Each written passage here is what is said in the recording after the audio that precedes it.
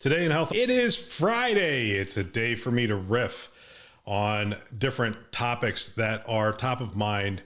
And I have spoken with 3 CIOs over the past month who have had consulting firms come in and lay down extremely aggressive cost reduction numbers that their board has accepted and has given them to hit.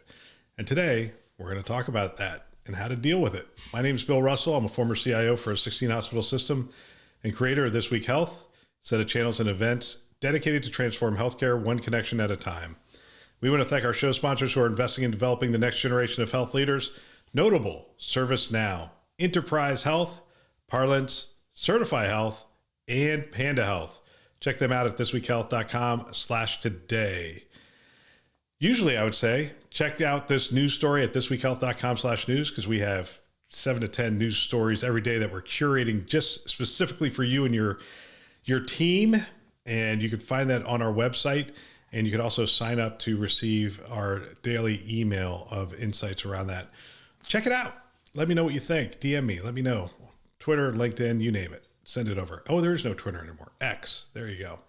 All right, one last thing. Share this podcast with a friend or colleague. Use it as a foundation for daily or weekly discussions on the topics that are relevant to you in the industry. A form of mentoring. They can subscribe wherever you listen to podcasts.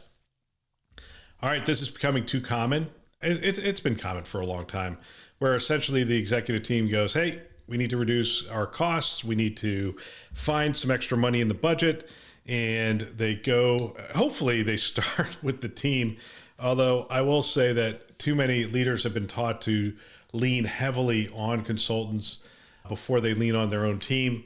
But regardless of if they do that or not, they hopefully start with you as an organization. You come back to them with a series of cuts that you can reduce the organization. Typically, they go to a strategic firm, a consulting firm, if they're looking for maybe a little more drastic cuts, or they are looking for maybe a change in business, maybe looking at service lines, looking at a different way of approaching technology, whatever it happens to be. There's this belief that there's special knowledge within those firms, special research, special knowledge, an understanding of how others are doing things, and that they bring that to the table.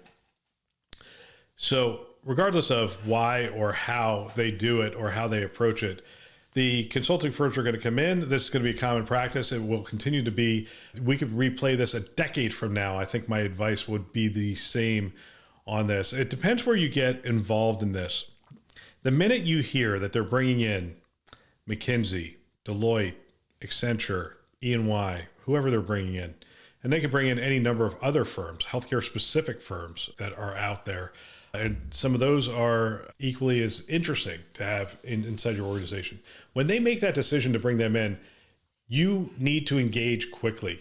And what I mean is you need to understand their methodology, their objectives, what have they been asked to do, how they are going to engage with your team, the information they are going to be looking for, how they are going to be using that information. This is not a time to sit back and just give them carte blanche and go everywhere you want and figure things out.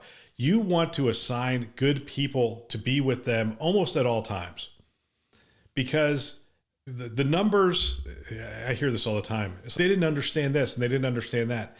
That's on us. Like, we need to provide them the context of these things. This is why this is running this way. This is why we do this. This is why we can't shut this off. This is why we have these systems. This is why the architecture is this way. All those kinds. They need the context. If you don't give them the context, they're going to come back with a $50 million number.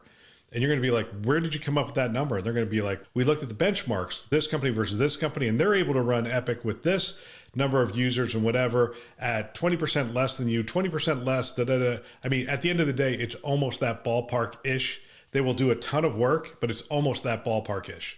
They should be able to run this organization at this level. And there's a certain amount of truth to that, by the way. There's a lot of organizations that until they're pushed, they do not look for cost reductions. They do not think about efficiency, because we're too busy doing 150 projects and we haven't put the governance in place to say no to a lot of the things that come forward.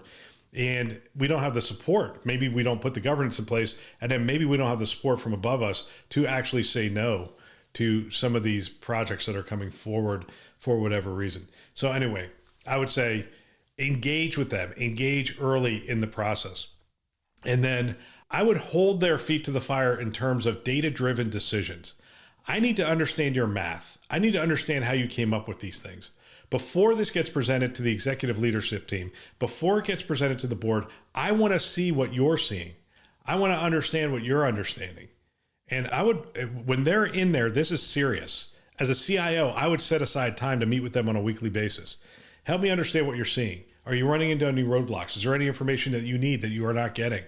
What are you finding? You don't have to give me the final findings on this, but give me an idea directionally of what you're seeing. What inefficiencies are you seeing? I'd like to know those things so that I can provide some context to those things for you. Make yourself available to them so that you're having those conversations. And it could be any number of leaders that are engaged in this. This is a serious project. The other thing I would hold their feet to the fire on is prioritizing two things. One is patient care, and don't assume that they are. And the second is clinician experience. And don't assume that they are that either, because there are some things that you have done for quality and patient care, and there's some things you have done for the clinician experience based on burnout that they need to understand before they just willy-nilly give a number.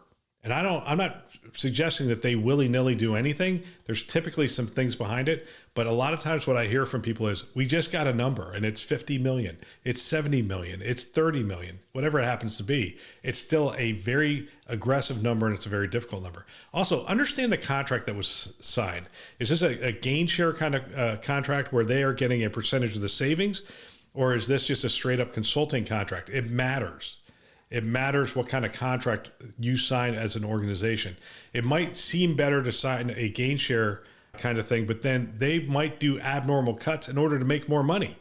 So be careful on those contracts and understand the incentives that have been created when the contracts are written in certain ways. The other thing is I would have them categorize. Look, if I were doing cuts myself and not bringing in a firm, I would essentially look at it and I'd say, look, there are some things we can do very quickly. There are some things that are long-term. There are some things that require setup in order to make happen. And there's some things that you can do just right out of the chute. There's inefficiencies that naturally present themselves over time that you don't take care of. And those are the quick wins. Let's just get them out of here. Let's take care of it. But there's other things where they say, oh, you should move to the cloud or you should eliminate that contract. And as soon as you hear it, you're like, yeah, you can't do that overnight. That's a 12-month project. We have to do the correct organizational change management and the things around it in order to do that. I would have them classify the timing of the cost reductions. Just getting a $50 million number from them it's not doing the work. The work needs to be, you can achieve 5 million within 6 months, another 10 million within the next 12 months, and another 15 million in the next 12 months. And here's where we see those savings coming from. I would push them on that kind of stuff. And I would get the buy-in from your executive team to push them on that kind of stuff. I think if you lay it out ahead of time, hey, you're bringing them in, great. I'm looking forward to working with them. I welcome another set of eyes. Let me tell you what I would like to do with them and how I'd like to work with them. Get the buy-in, have everybody understand how you're going to work with them. Meet with the partner. There's a partner associated with this, and this is the person at the top. IT is a big part of the cost reduction. That partner should want to meet with you, and you should be able to meet with that partner.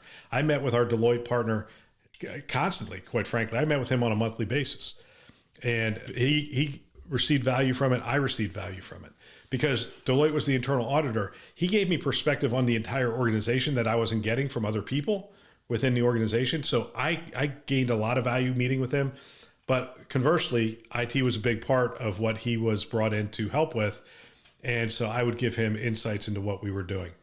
And then I would say, identify those things that are operational efficiencies and those things that are going to require even more capital. It's hard for people to grasp, but some savings require investment in order to receive savings. And just because they give you a $50 million number, the board and the executives should not think that some of that does not come without investment. And that investment should be identified and it should be set aside so that you can get that money in order to get the savings. And they need to understand that. The other thing is, if they're going to be reviewing your contracts, and more than likely they are, use for somebody else is paying right now to have your contracts reviewed, collect that information. Don't let that go to waste. That is really valuable. They're going to find the contracts. They're going to review the contracts. They're going to identify key things within the contracts. Give them a framework and a structure to capture that information for you. And if they're going to ask about vendor relationships and potentially meet with your vendors, again, capture that information. Have somebody from your organization there. If they're talking to vendors and they know of different strategies that can be utilized to drive down your overall cost, it does you no good to have them say, hey, we think you can get 20% less from this vendor, unless they tell you what the strategy is that they got that. Because if you knew the strategy, you would have already gotten the 20% discount. So anyway, use that labor, collect your contracts, have them mark them up, tell you what they're seeing in those contracts. And then I would say all right, so that's if you get in early on. Let's assume they've already done the thing. They were hired. You didn't do any of the things I just said. And now you have a number to hit. That's all well and good to have that number to hit. And you should strive with every fiber of your being to meet that number, because that's what your organization needs, potentially, desires definitely, but needs in most cases. But one of the things I've seen over and over again is the consultant comes in and says 50 million, 75 million, 30 million. And then you go out as the leader of technology and take all the arrows. Hey, we're going to be cutting this. We're going to be cutting that. We're going to be cutting this. Part of what I used consultants for, and part of what I did as a consultant, was I played the bad guy. Or I had consultants play the bad guy, in a better way of saying it. The consultant is paid to be the bad guy. They're paid to not only tell the board that you can reduce it by 30 million, but they're paid to go out to all those meetings that you have to go to and explain why you're doing cuts and how you're doing those cuts. And if the consulting firm's unwilling to go out there and explain their logic and where that's going to come from, then find another consulting firm. Because that's part of the job. Part of the job is to explain it to the organization, take the arrows, so that the people who have to live there day to day don't have to take the arrows. Now you come alongside of them and say, look, this is really important to the organization. We're going to try to find these savings. We're taking in all the feedback that you are giving us around these cost savings, and we're going to incorporate them. But we have a commitment to try to achieve these things. But let the consulting firm be the bad guys. Let them set up the slide deck that they're going to talk to. When you have to go to the 5 or 6 boards that you have to go to, depends how big your organization was. I would have to go to 5 or 6 different boards. I'd have to go to hospital boards. I'd have to go to medical group boards and have these conversations. And if there was something like this, I would have the consulting firm come in and go first. If a firm was missing their deadlines, this is completely off the topic here, but if a firm was missing their deadlines on software development or something like that, I wouldn't do the presentation. I'd have them come and do the presentation. They should take the arrows. They're missing the deadline. They're the ones who, whatever. Now, clearly, I brought them in. I'm supporting this project.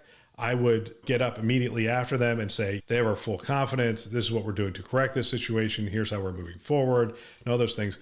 But let other people take arrows, especially the people who are creating the problem. Let them take the arrows. So those are just a couple of things that I'm thinking as we move forward. We've already covered like top 10 ways you can find savings within health IT. You can go back and find that on a today's show. So I'm not going to go into the specifics of where I would find savings and how I would go about doing that. But cost savings is a huge organizational change management job. And those kinds of projects will define you as a leader. How do you do that? You could be the hands-off leader that says, hey, nothing I can do. They said 50 million, I cut 50 million. So there's the hands-off approach to it. There's a very hands-on approach to it, which I described earlier, where you're heavily engaged in how they come up with the number, and you engage them in going out and helping to set up the foundation for the cost savings. Why are we doing this? How are we doing this? Have the consulting firm alongside with you. That's a very engaged way of approaching this. And there's probably some middle of the road. I haven't really defined it in my mind. As I said, this is a Friday riff. Hopefully some of that stuff will help you. If you're going through this, I want you to know you're not alone. I want you to know that it is very difficult. And I also want you to know that it's also very possible to get cost reductions. Healthcare is one of the most inefficiently run IT organizations, almost just categorically across the board. And a lot of that has to do with you might have good governance now, but you didn't have good governance 5 years ago and 8 years ago. So you have a lot of tech debt, you have a lot of legacy. And so there is savings to be had. It's probably one of the easiest things for consultants to do is go in and find savings in a health IT organization. So there is savings to be had. There's savings in your contracts. There's duplicative services in your contracts. There's services you're not using in your contracts. There's a lot of things that are available to you. I don't know if it's 50 million, and it's likely not 50 million. But when you get a big number like that, you're likely going to have to do things different than you did yesterday in order to do that. And it's not just cutting people.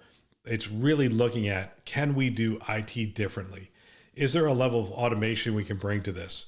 Is there a level of, I don't know, just changing the architecture, changing the complexity? One of the things we know is a complex environment, just put dollar signs next to that, and it's like the $5 signs. And simple environment, put fewer dollar signs. It's a smaller attack surface. It's fewer tools. It's fewer man hours to patch and all those things. So simple is better than complex, all those things. Anyway, you have the picture. That's the end of my Friday top of mind riff. Have any questions? You know where to reach me. You can reach me on LinkedIn. You can reach me on my email. That's all for today. Don't forget, share this podcast with a friend or colleague. Use it as a foundation for mentoring. We want to thank our channel sponsors who are investing in our mission to develop the next generation of health leaders. Notable: ServiceNow, Enterprise Health, Parlance, Certify Health, and Panda Health. Check them out at thisweekhealth.com/today. Thanks for listening. That's all for now.